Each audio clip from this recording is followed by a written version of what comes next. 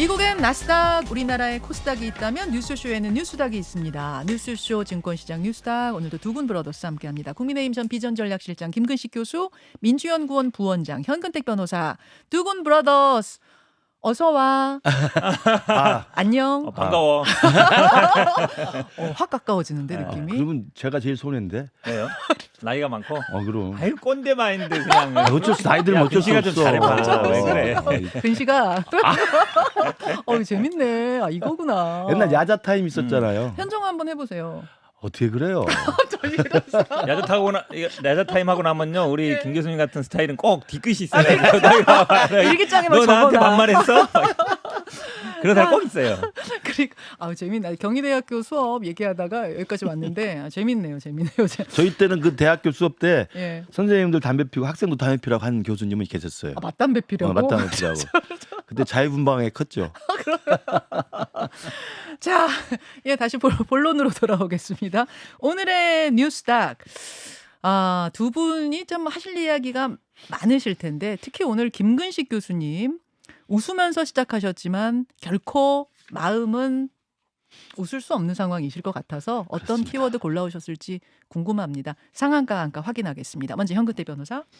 위기감 없는 국민의힘 하한가를 했습니다. 위기감 없는 국민의힘. 네.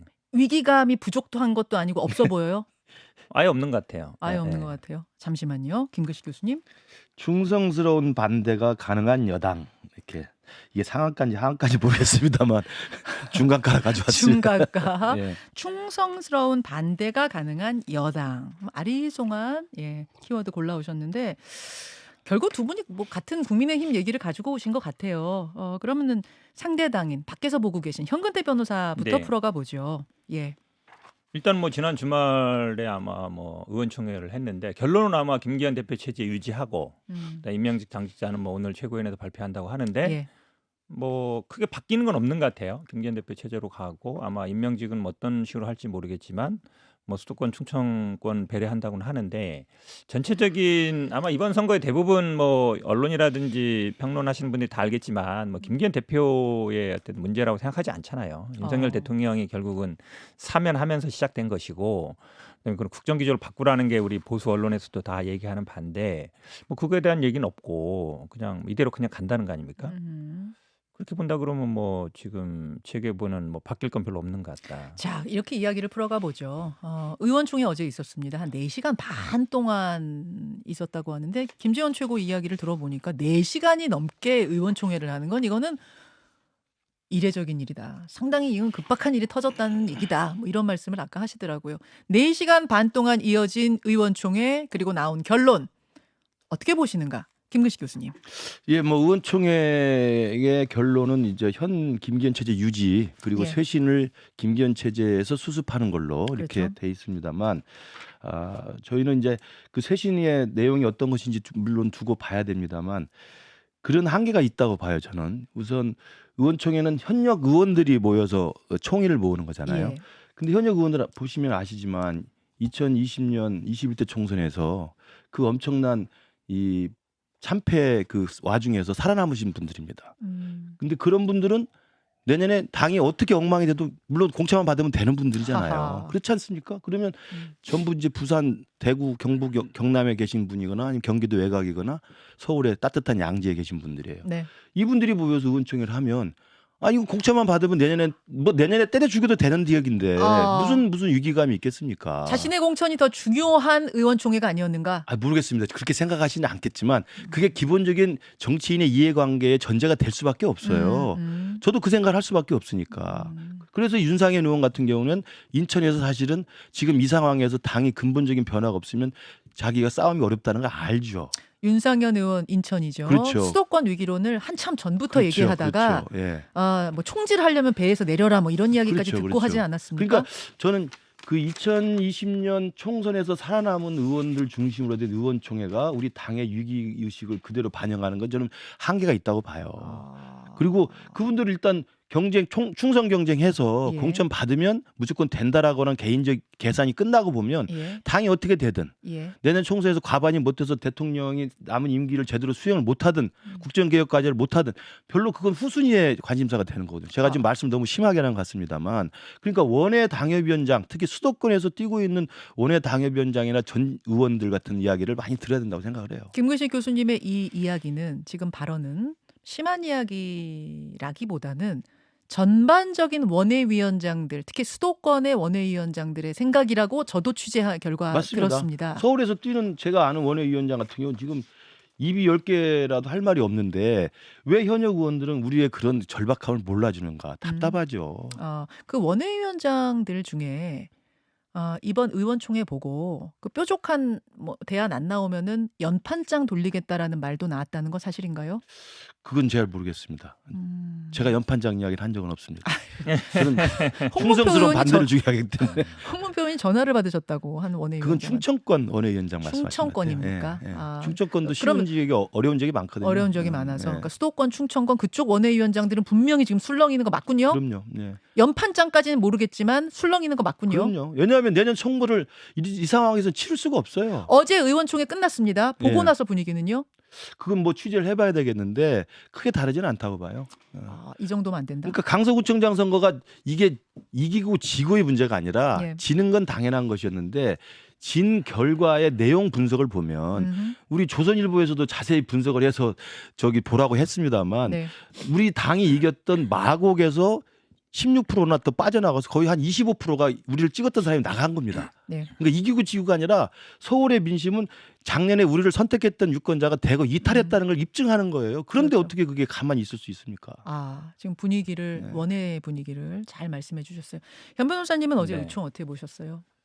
뭐 대부분 아마 침묵의 카르텔이라고 누가 표현하던데 저는 그게 맞다고 봐요. 지금 김 교수님 말씀처럼 결국은 이제 서울 수도권은 대부분 원외 인사들이거든요. 네. 지난번 21대 총선이 121개 지역구 중에 17개 정도 말고는 다 민주당이 이겼거든요. 네. 그러면 이제 수도권 중에서 이런 발언을 할 사람들이 별로 없어요. 설령 이런 발언을 했을 때 바로 알려지고 그게 이제 공천의 불이익으로 갈 걸 알기 때문에 다들 뭐 마음이야 이대로 안 된다는 생각을 하겠죠. 왜냐하면 이준석 대표 분석처럼 어쨌든 지난번 총선하고 비슷한 표차가 났다 그러면 비슷한 결과가 예측이 되는 거 아닙니까? 그거는 누구나 이제 예측할 수 있는 부분이면 근데 뭐 다들 뭐 약간 밑보이기 싫은 하면 내가 쓴소리 했다가 괜히 찍히는 게 아닌가 이런 생각들에 대해서 침묵하고 있는 거거든요. 근데 다들 알 거예요. 아마 이게 결국은 김기현 대표가 결정할 수 있는 문제가 아니다. 아마 지금 제가 보기에는 선거 결과가 처음 나왔을 때도 이 선거 결과에서 교훈을 찾아서 차분하고 지혜롭게 내실 있는 변화를 추진하는 것이 중요하다. 이게 윤 대통령 이제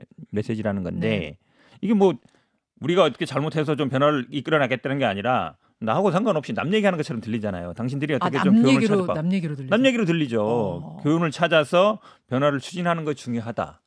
우리가 지금 대통령실이 민생을 잘 챙기고 잘해보겠다. 국민의 뜻을 잘 받들겠다. 이게 아니잖아요. 그러면 당 보고 이제 메시지를 준 거잖아요. 좀 잘해봐. 차분하게 해라고 또. 잘해봐라. 차분하게 한다는 차분하게. 얘기는 현재 체계에서 잘 네. 해보라는 얘기잖아요. 그러면 가이드라인이 딱 정해진 거예요. 왜 용산은 그런 가이드라인 말하자면은 차분하게 막 뒤집어 엎는 거 말고 김기현 체제로 차분하게 변화라고 왜 그런 선택을 했을까요? 대부분의 아마 언론의 분석도 이거죠. 결국은 이제 이 보궐선거의 원인 제공이 김태우 후보였는데 사면은 대통령이 고위 권한 아니겠습니까? 네. 사면하면서 결국은 나가라. 그다음에 뭐 공천까지 준 거 아니냐.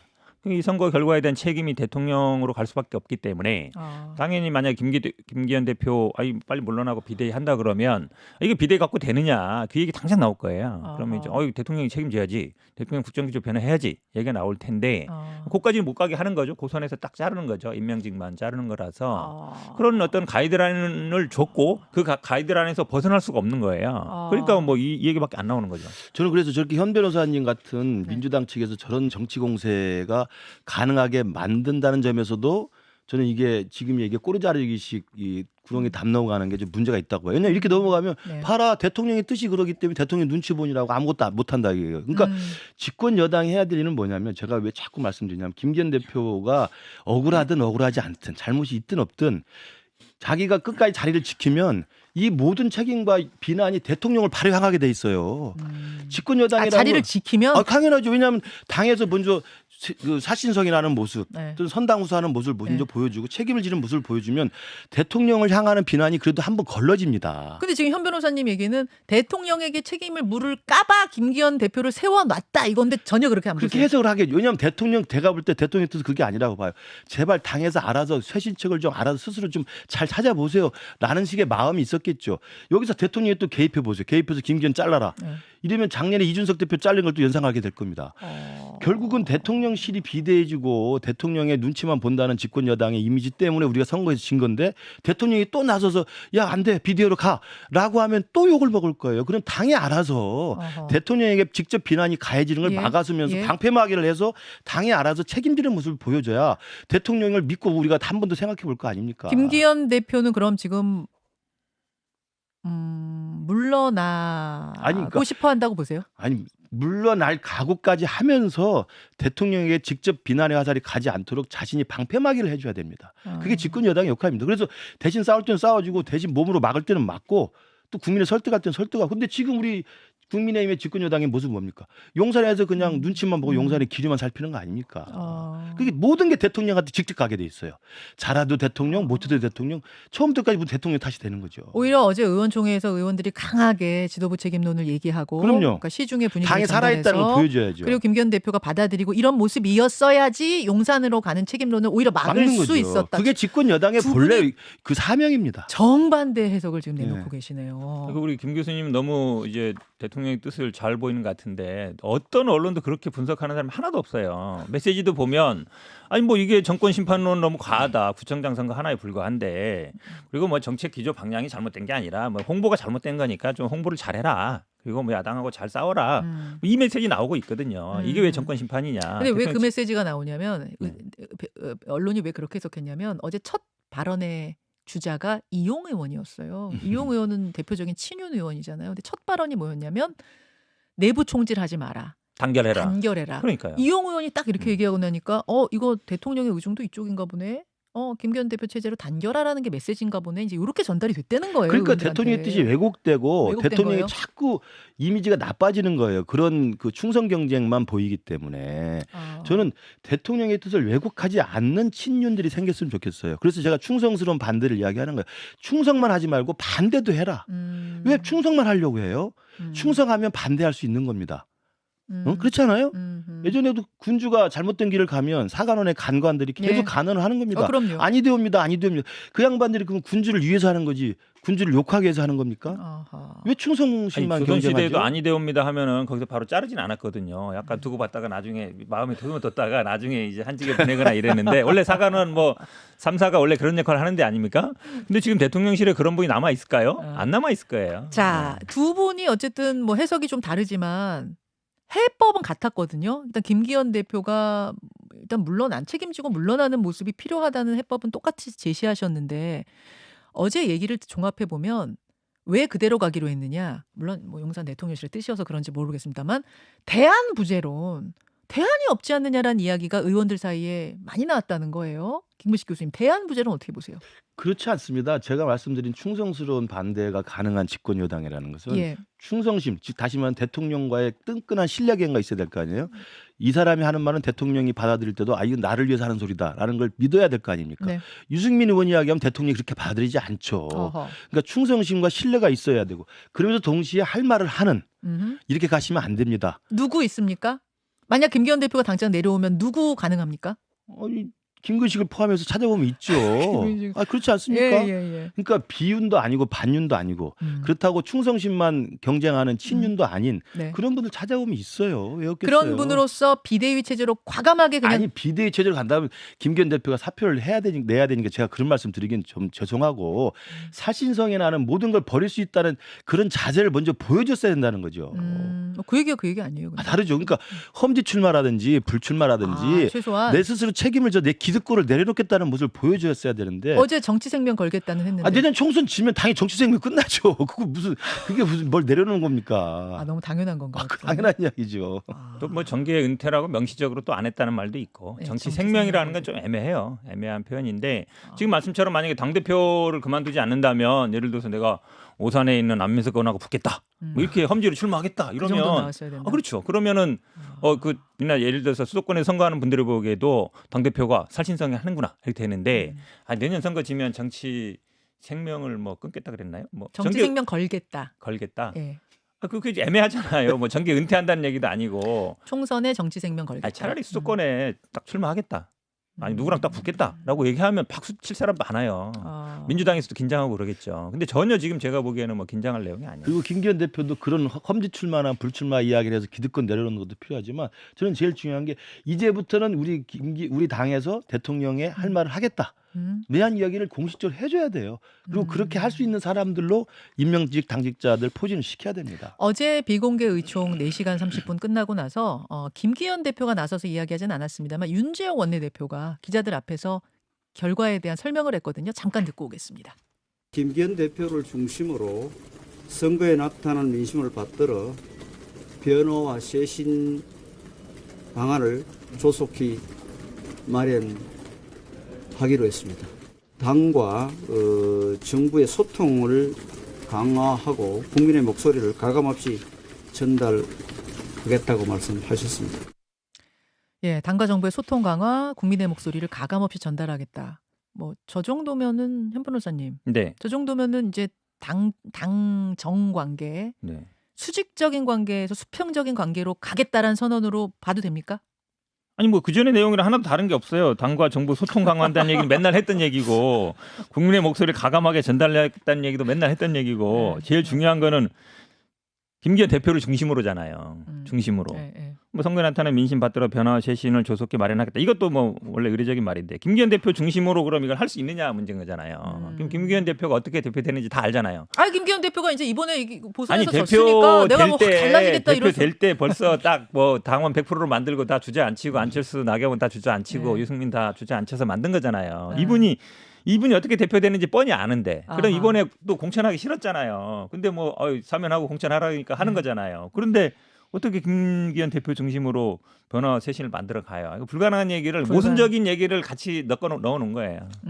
말이 안 되는 얘기를. 그분의 제가 보기에는. 스탠스, 그러니까 상황 자체가 그쵸. 해보려고 해도 안 되는 처지다. 이건 제가 얘기 안 해도 국민의힘 분들 다 할 거예요. 이 말을 못해서 그렇지. 다 제가 아세요? 대신 대변해드리는 거예요. 못하는 말을. 그러니까 이제 김기현 대표 체제를 중심으로 가겠다고 결정이 났다고 한다면 이제 남은 관건은 김기현 대표 과연 변할 수 있느냐예요. 지금 말씀하시면 저렇게 못 변할 거다, 안 될 거다라고 처지가 못 변할 비관적으로 처지다. 보시는 분이 있지만 저는 김기현 대표가 사직생의 각오로 정말 이제 사태의 고비를 넘겨서 총선을 그대로 이끌기로 하셨다면 이제는 지금까지의 김기현과는 다른 집권 여당과 용산과의 관계를 보여줘야 되죠. 그게 아까 말씀드린 충성스러운 반대를 할 수 있어야 됩니다. 사생결단 정말 정치 생명 걸고 김태호를 공천하겠다는 이야기가 나오면 이건 안 된다. 아닌 건 아니라고 얘기할 수 있어야 된다. 그 반대가 가능해야 충성심이 돋보이는 거지. 그러다가 충성만 해서 뭘 하겠어요. 김기현 대표도 내쳐지면 어떡합니까? 그렇게 할 리가 없죠. 그러니까 제가 볼 때 대통령이 왜 입장을 지금 좀 신중하게 하냐면 또 여기서 대통령이 이야기가 나오고 대통령의 오다를 받아가지고 당이 또 뭐 비대위로 가거나 당이 무슨 김기현 체제가 어떻게 바뀌고 이러면 또 제2의 이준석 사태랑 뭐가 다릅니까? 또 지난번 3월달 전당대회랑 뭐가 다릅니까?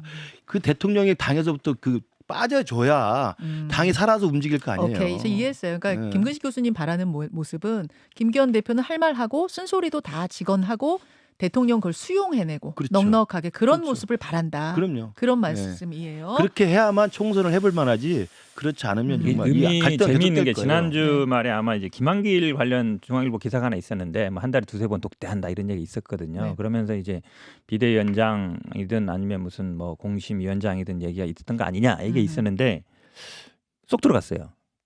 그럼 서병수 의원도 굉장히 쓴소리했거든요. 서병수 의원도 어찌 보면 뭐 지금 다선이고 이러니까 다음에 뭐 불출마 전제로 뭘 맞는 거 아니냐 이런 얘기 있었거든요. 근데 이분들이 예를 들어서 어느 정도 좀 가시권에 들어온다. 어떤 역할이든지 간에 비대위원장이든 아니면 공심위원장이든 총선과 관련된 역할에 맡을 것 같은 느낌이었으면 아마 좀 변화의 여지가 있었을 것 같은데 한 번 정도 뉴스 나오고 말았어요. 주변에서도 아마 국민의힘 분들도 그 얘기 별로 안 하더라고요. 그런 거 보면 이제 그런 여지는 별로 없어 보이는 거죠. 자, 지금 속보가 막 들어왔습니다. 이게 어떤 시그널로 해석이 되는지 두 분 해석해 주세요. 국민의힘 신임 사무총장. 여러분 이제 사무총장이라 하면 공천에 깊이 관여하는, 그러니까 그러니까 총선에서는 사무총장 역할이 굉장히 중요합니다. 공천에 관한 업무를 맡는 사무총장의 이만희 의원, 그리고 지명직 최고위원으로 김예지 의원. 그 김예지 의원은 이제 시각장애인 네. 출신의 그 장애인들 인권운동 열심히 하시는 그 김예지 의원을 지명직 최고위원으로 그리고 제 최고위가 조금 전에 열렸어요. 이미 오늘 일찍 시작했네요. 김기현 대표가 혁신기구 총선 준비기구 출범하겠다. 인재 영입이 별도 구성하겠다라고 말을 했고요. 대통령실과 건강한 관계를 만들 것이다. 당이 주도적 역할을 할 것이다. 그렇죠. 이렇게 말했다고 합니다. 자, 평을 현근택 변호사 평부터 듣죠. 이만희 의원이 이제 TK 출신의 재선 의원이지 않습니까? 처음에 많은 분들이 이제 말씀하신 것처럼 사무총장이라는 게 공천을 주도하는 자리고 지금 국민의힘의 가장 큰 문제가 영남 중심으로 돼 있지 않느냐. 그러니까 좀 개편해야 된다. 수도권이나 충청권 얘기가 나왔었거든요. 그럼 네. 약간 변화의 조짐인데 그 전에 사무총장 하던 분이나 지금 하는 분이나 어쨌든 큰 차이가 없잖아요. 이만희 의원 지역구가 어디죠? 대구입니다. 대구로 대구? 알고 있죠. 그럼 사실은 이게 변화가 제가 보기엔 오히려 윤재욱 사무총장 원내대표도 지금 TK 의원들이 물갈이가 이제 반 이상 될 거다 이런 위기감이 있거든요. 예. 그러면서 그분들의 지지를 받아 됐는데 결국 뭐 돌고 돌아서 그나물의 그 밥 아닌가 이렇게 보여요. 저는 이제 이만희 의원 같은 경우 제가 알기로 지난 대선 때 영천이네요. 영천. 대선 때 윤석열 후보 비서실장을 했던 걸로 제가 알고 있습니다. 예.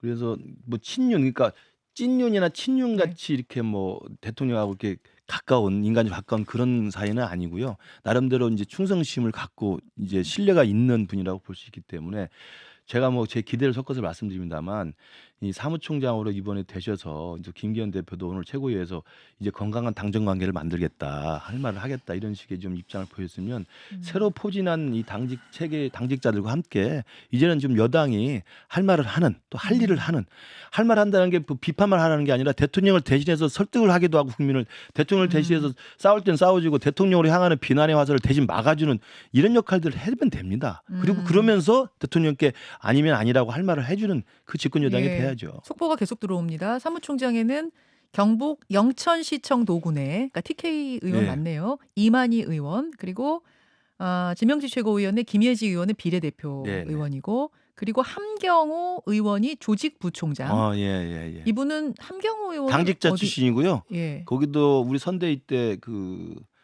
대통령과 각 후보와 가까웠던 사이고. 이분은 지금 의원이 아니고요. 아닙니다. 원외입니다. 제 옆에 광주의 당협위원장입니다. 광주갑 운영위원장. 저하고 친합니다.